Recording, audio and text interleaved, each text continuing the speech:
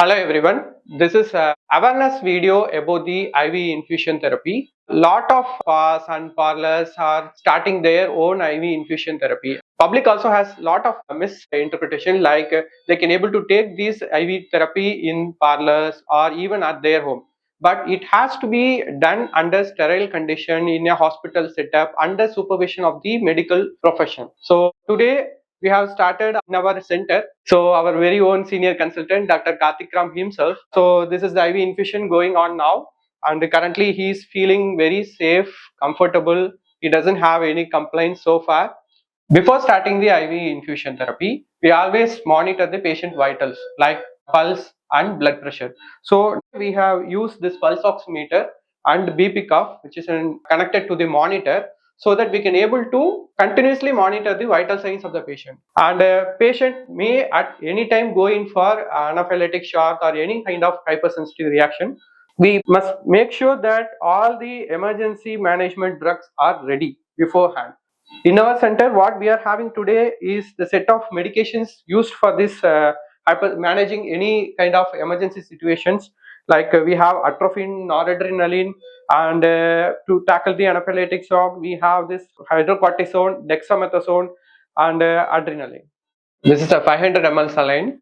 We have discarded 100 ml of saline so that we can able to inject all the trace elements, multivitamins, all vitamin B complex, vitamin C's, and glutathione to this normal saline. Before starting this nutritional therapy, we first sterilize this area using the alcoholic spirit. With sterile gloves, we started placing the butterfly set for the IV cannulation. We first start 10 ml of IV drips, and we will stop the injection for 5 minutes.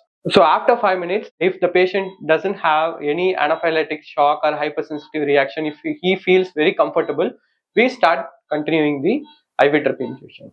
In our center, we have a trained medical staff who always accompanies the patient, who monitors the vital signs. The staff will be always be at the patient side. They will not leave the room when we start the IV infusion therapy. See, idea of the procedure today, what we are doing is to make the therapist and people understand how should be done.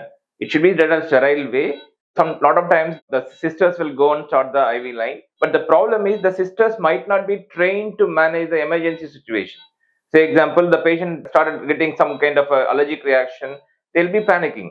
Sometimes might go for anaphylactic shock.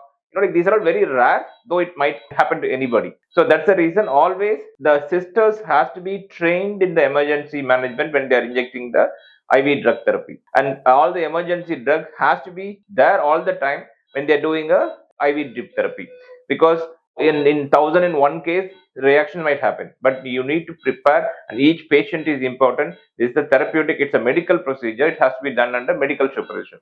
That's what you have to understand. That's the idea of like showing me as a demo to make the people understand how it has to be done safely.